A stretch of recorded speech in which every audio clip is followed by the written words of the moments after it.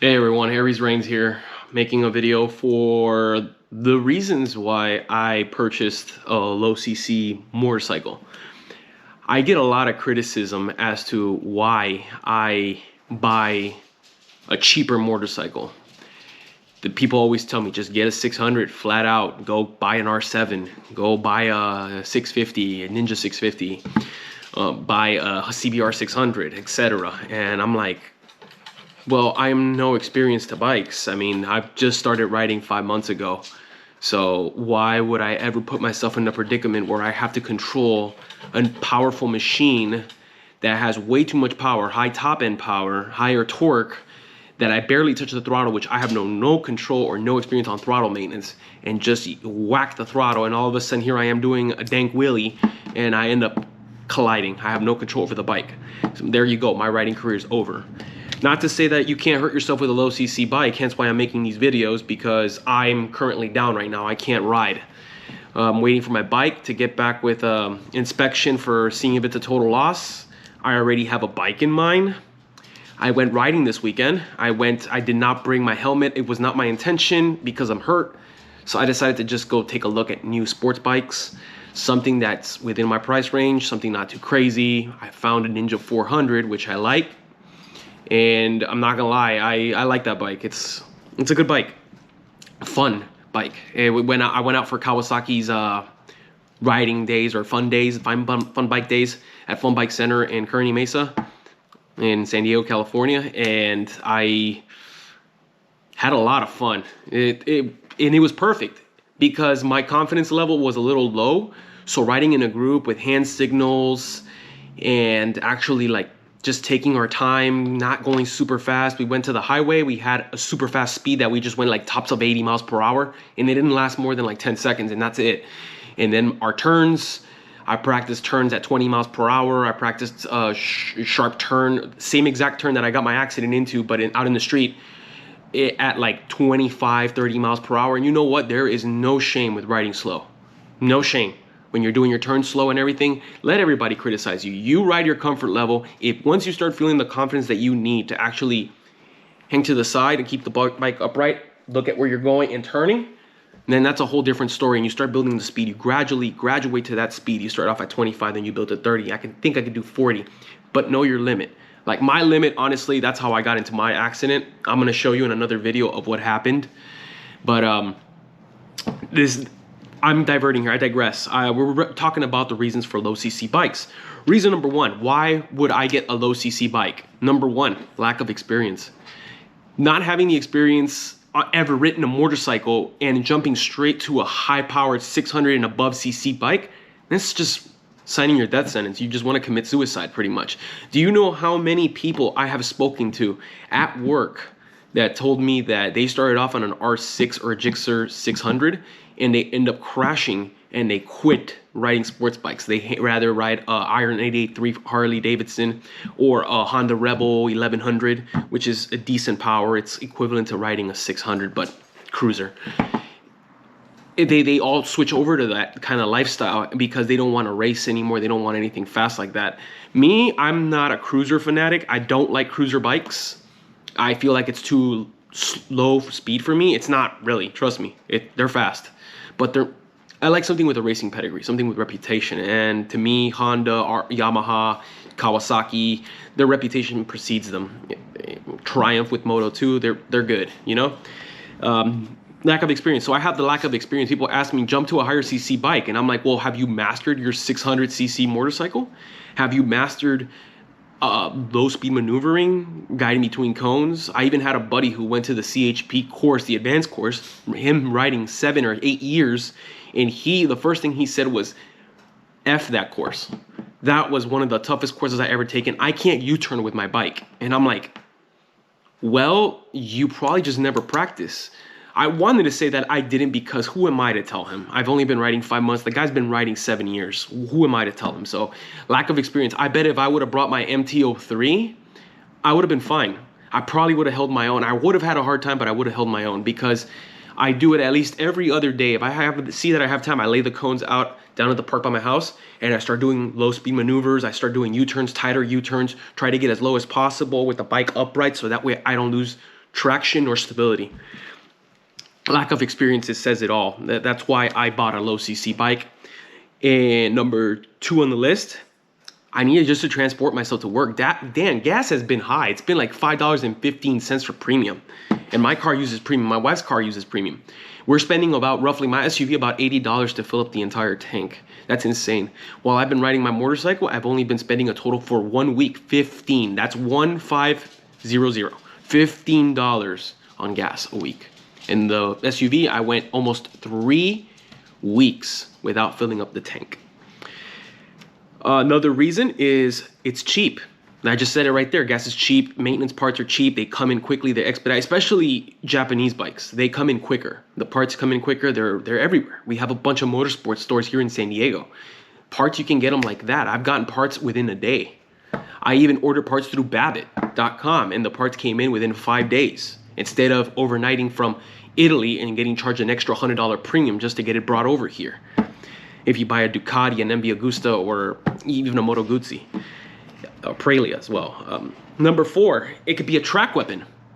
I've seen people such as Moto Jitsu, they have a CBR 300, and he has another Ninja 300. Those are his track weapon bikes, and I don't see a problem with that. You go to Apex Track out here in Paris, California. You go to Moto Club Speedway, and you do the tight tracks that they have. The 300 will demolish a full-powered CC, like 600, 700, even 1,000 a liter bike. It'll demolish them. So there is no point in you getting such a higher CC motorcycle unless you know what you're doing already with a low CC powered motorcycle. Unless you know how to do those high-speed maneuvers, emergency maneuvers, you know how to actually use it in the corners on the track. Once you see yourself doing that correctly, that means you got that throttle maintenance when you're hitting the apex, a tight turn, when to get your knee down. You know all that. So then it becomes familiarity with the 600 class CC bikes, with the 1,000 CC bikes. It becomes familiarity. You actually start to familiarize yourself with how the track is, how the bike works. So then it just becomes practice. And then that 600cc bike will still demolish that 300 with the amount of level experience that you have. That, which led me to number 5. You can never use the bike to its full potential. The CCs will just, with 600 CCs, how far? Like most people tell me that they can't even get past third gear. Why would I want to do that? I bought a bike for the fun, for the experience to shift between the gears. And with my MT-03, I shift, God, man, I go all the way to 6th gear most of the time. Especially on my way to work, I have to take the highway to get to work. I shift all the way to 6th gear. I hit 80 miles per hour in 6th gear. I dare not take the Coronado Bridge at 80 miles per hour. I just do that one at 60 the whole way. I cruise through it, and I still get to work really fast in 5th gear. I'm just cruising at like 7,000 RPM. It's more than enough power for the twisties. Now, my accident was all my doing. My bike, it was just, I just used it wrong. I messed up. Clearly, I didn't do the proper maintenance on my bike prior to going on those twisties, which, safety first, do your maintenance before you hit the road and go do twisties and highway and courses. You don't want your bike to fail on you. So it's more than enough power to do it. Like I hit the twisties on the 2 times that I went prior to my accident. I hit those twisties, that tight turn that I got my accident in, I hit it at 30 miles per hour, and it was still fun. And I was just leaning the bike like this. There was a pothole in the way, but if I was on the inside. If I stayed on the outside, and I was like this the whole time.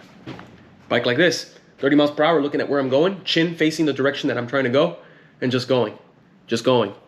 And this time, I was trying to be in attack mode, so I was yanking the throttle, trying to go as fast as I can, shifting prior to hitting the curve on the outside, and then turning the bike down, or pushing the bike down, pushing forward so that way you get that lean angle, but I was actually curving my body this way, relaxing the elbows, remember, loose noodles, and just doing the turns. This time I didn't do that because I went too fast at the previous turn and I stayed on the inside. My mind, I don't know where the hell it was, stayed on the inside and I ended up colliding. But if I would have been careful with that, I would have had a bomb time. I would have not had an accident. I would have actually enjoyed myself. And I would have hit those twisties really well, which I've done before in the past. So I guess I was just trying to show off, but whatever. I already explained gas is cheaper. That was number 7. You don't have to spend money on premium gas. You just have to spend money on regular unleaded. It's not a performance machine. There is no need to put premium. Leave that for the leader bikes, the Ducatis, the BMWs of this world. We don't want to do that right now. And number 8, practice. Practice, practice, practice. I practice every other day at least. So a total of maybe 3 to 4 times a week, I hit the park and I put cones. I practice my U-turns, my low speed maneuver, stop signs. There's a little tiny incline on the bike, and I practice clutch control, throttle control. Also, when I lay the bike down to do high and low speed turns, I practice clutch, giving a little bit of gas, not too much, and finding that sweet spot with the clutch so I could turn at 5 miles per hour at a tight radius. I went up to the mountains with these guys during that time I actually went down, and these guys were doing like that with their Gixxers 600s and trying to get out there while I was left behind in the dust. And here I come out of nowhere, gone, and they're still doing their 8-point U-turn. What's the point, man? Just people are ashamed for some reason to ride a naked bike. I don't see what the problem is. Naked bikes are fun. Sport bikes are even fun, but you got to think, I don't have much maneuverability with the triple tree, but with the handlebar in a riser, I have all the space in the world, making it easier for me to practice. I got the bare essentials on that. Now I just got to practice with the triple tree and the clip-ons and practice low speed maneuverability. It's all about practice, practice, practice, practice. So low CC bikes, very useful. I highly recommend you buy a low CC bike. I'm not gonna lie to you, I'm never gonna get a leader bike. I don't wanna get a leader bike. Don't care for them. Yes, the BMW is beautiful. Yes, that 1000 RR is sexy. Yes, Ducatis are premium. They're beautiful. They're sexy. If I want a Ducati, I'm going to get a Scrambler. 803 cc's. That's all I really need for the highway. If I want another Ducati, a sport one, most highest I would go would be a V2 Panigale. It's 955 cc's. It's not even a full liter. And it's a decent bike. It competes with the likes of the GSXR 750s and stuff like that. Like, it competes with those bikes. So I probably would buy something like that. It competes with the R7. That's usually its playing field. But regardless, the highest I'd probably go for my next bike would be ZX6R or Yamaha R7 or Triumph Street Triple RS. Stuff like that. I'm not going to go for triple digits or 4 digits. I mean, it's regardless. There's no point. I'm not racing. You can use the 300, the 600, the 700 series, and you can use it on the track. It's no big deal. No shame in your game. Ego buying. That's what it's called. Watch a lot of Moto-Jitsu videos. They talk about why you shouldn't get anything higher than 300 to start. He's got some good pointers on which ones you should buy, and most of those would be ones that I would buy, to be honest with you. And low power CC bikes, they're fun. I'm just like, ripping the throttle, freaking rev matching when I go down. It's great. No complaints. I just want my bike back. I'm feeling a little bit better. Maneuverability is good. I'm still feeling a lot of pain. It takes about 2 to 3 months to heal from broken ribs. So my ribs are the ones that are hurting in my hip. So it's just about taking time to heal. And I mean, I went riding. I felt fine during the ride. I was comfortable. The ergos on the seat, on the Ninja 400 were perfect. I loved it. So if my bike's a wreck, y'all know what bike I'm getting. It's probably going to be an R3 or a Ninja 400. So, and I'll be practicing a lot, trust me. So practice, practice, practice makes perfect. Till the next one. Catch you guys later.